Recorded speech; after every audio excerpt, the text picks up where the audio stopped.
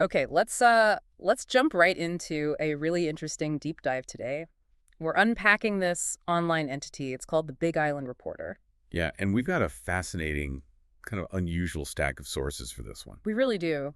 Everything from, standard website descriptions, a site guide, but then there's this pretty wild YouTube transcript. Right, and even a link to a major tech podcast network. It's quite the collection. So our mission here is basically to make sense of this thing for you. What is it actually trying to be? What kind of stuff is on there? Exactly. And what are some of the surprising, maybe unexpected connections you find when you look across all these different pieces? Think of it as your shortcut to understanding something pretty unique. Unique feels like the right word. Eclectic, too, maybe? The sources themselves almost tell a story, don't they? Oh, so. Well, you've got this description of a, straightforward news portal Uh-huh. right next to this YouTube transcript that's got spoken word, music, these, really out there concepts. Mhm. It's quite the mix. So where should we start? Let's start with the basics. How does the Big Island Reporter describe itself, at its core, according to the sources? Well, it's pretty bold about it. The phrase that keeps popping up is Hawaii's best news web portal. Okay, so setting the bar high, and what's its stated purpose? Like the mission. The sources say it was founded to root out the truth, aggregating news across the spectrum. Right, and they define that spectrum in a kind of interesting way. They do. Left, right, center, and then up and down, which honestly isn't your typical political axis. No, up and down definitely makes you wonder. So what kind of content does it say it offers? Broadly, it's described as eclectic news, podcasts, and videos. Simple enough on the surface. And there's a person behind it. Yes, the sources clearly name Mark Wood as the owner and publisher, based in Kailua, Kona, Hawaii. Ah, so a specific location. Yep, and they provide contact info too, email, phone numbers. Seems quite transparent on that front. Okay, so you have a named person in Hawaii aiming to be this comprehensive news source, covering a really wide, maybe unconventional spectrum. That gives us a starting point. And speaking of Hawaii, that connection is, wow, it's incredibly strong throughout the sources. It feels like showcasing the islands is almost as important as reporting about them. It really does feel that way. The sources just gush about the visuals, descriptions of these stunning landscape photos. Yeah, marine life, volcanoes, those amazing sunsets. Beaches, coastlines, waterfalls, rainforests. It's like they want to pull you right into the physical beauty of Hawaii. But it's not just the scenery, is it? They seem to go deep on the culture, too. Absolutely. They mentioned hula, traditional music, cultural festivals, even the food described as this fusion, right? Polynesian, Asian, Western influences. And local artisans, too. Yeah, things like lei making, wood carving, Yeah. historical landmarks. And there's mention of giving insights into the lives, traditions, and, importantly, the struggles of indigenous people. And it feels practical, too, for someone actually interested in, visiting or living there. Definitely. Highlighting local businesses, real estate listings. Where? You see specific names like Dixon 76 in Kona, or this realtor Lance Owens. Right. Makes it feel very grounded in the local community. Yeah, and they even specifically mention the aloha spirit as something they want to embody and share. So it's this really deep dive into local life, culture, business on the Big Island, primarily. Although the sources do mention they plan to expand coverage, right, to other islands eventually. They do, yeah. So the vision seems broader than just the Big Island in the long run. Okay, now, here's where it gets maybe a bit less expected. Given that strong local Hawaii focus. You mean the technology aspect? Exactly. AI and tech are just everywhere in these sources. It's Right. almost jarring how prominent it is. It really stands out, doesn't it? Yeah. It feels like a completely parallel pillar to the Hawaii content. So what specific AI stuff pops up? Well, there's mention of AI-generated images and news feeds on like all sorts of topics, and they really push interactive AI chat features. You see labels like try our AI prompt here, try our other AI chat here, and even a specific Big Island Reporter AI assistant powered by Icado. So it's not just talking about AI, it's actually building AI tools into the site for people to use. Precisely, and they feature something called Any Model. They position it as being early in the future of AI. Any model. What's that? The source explains it as a way to access multiple different AI models, like ChatGPT, Claude, Gemini, Llama, all through one subscription. Huh.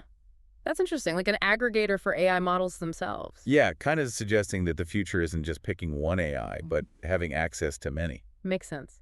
And what about AI for the news side? Right, they mentioned a tool called NewsCord.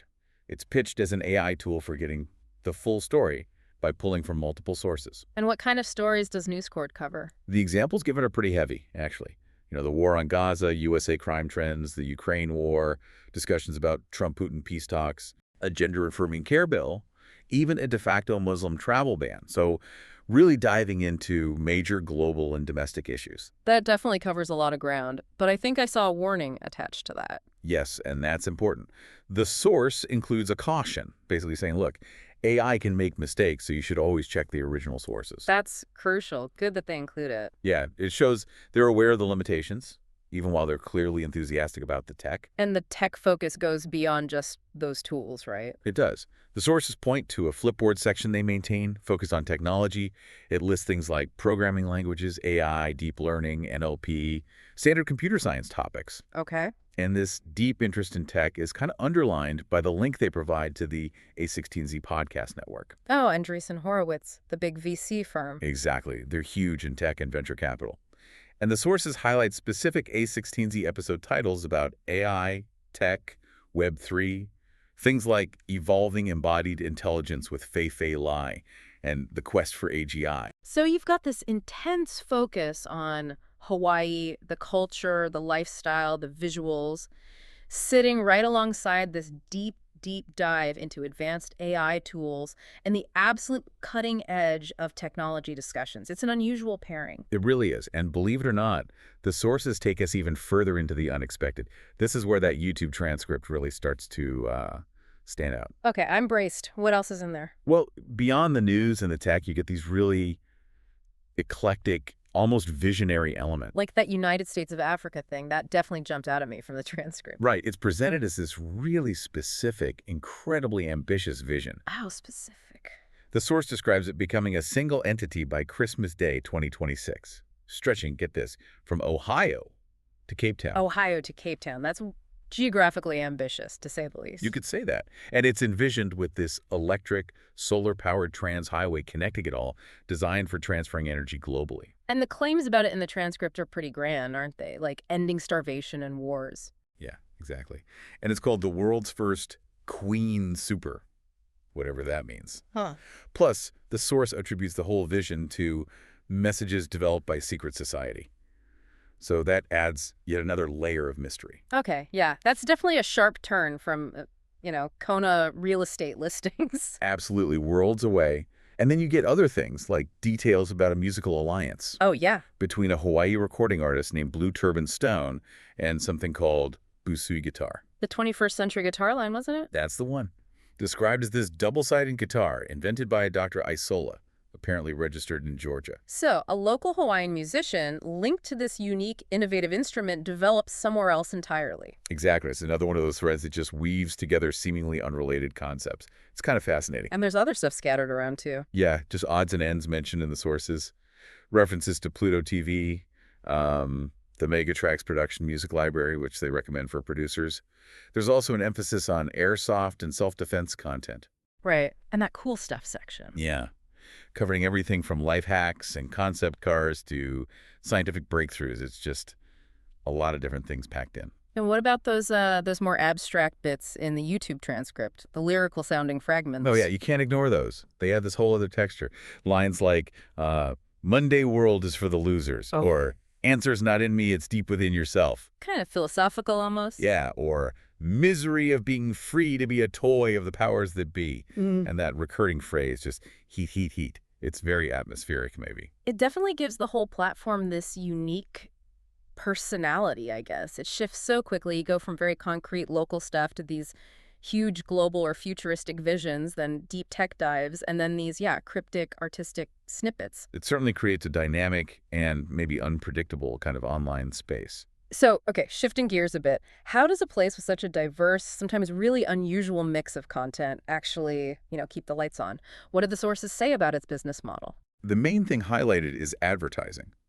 They talk about it being cost-effective, offering these year-long ad pages. Right. And they have a specific tactic for making sure those ads get seen, don't they? They do. They explicitly market the fact that they bypass ad blockers How? by using a Google Docs presentation format for the ads.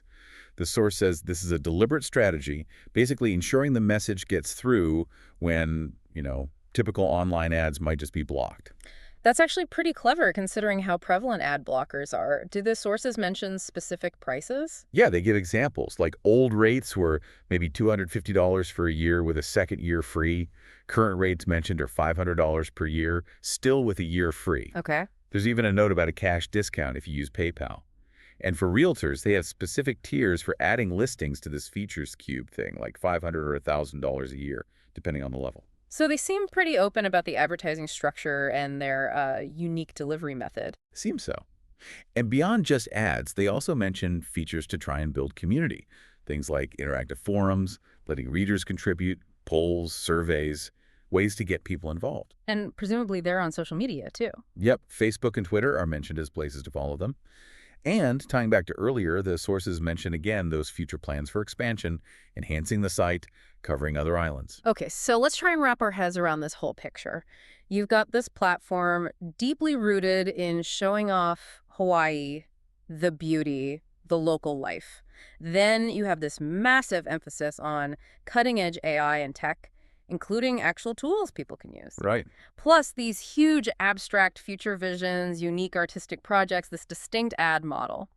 What's the main takeaway when you put all that together? What does this synthesis really tell us? Well, I think the main insight looking across these sources is that the Big Island Reporter isn't easily pigeonholed. It's not just a local Hawaii news site. It's not just a tech hub. It's not just a place for, visionary rambling. It's all of them. It seems to be actively aggregating across these incredibly different areas. It's like it operates on the idea that all these things, local happenings, global tech shifts, philosophical musings, even really out there future concepts are all part of the same big information landscape it wants to map out.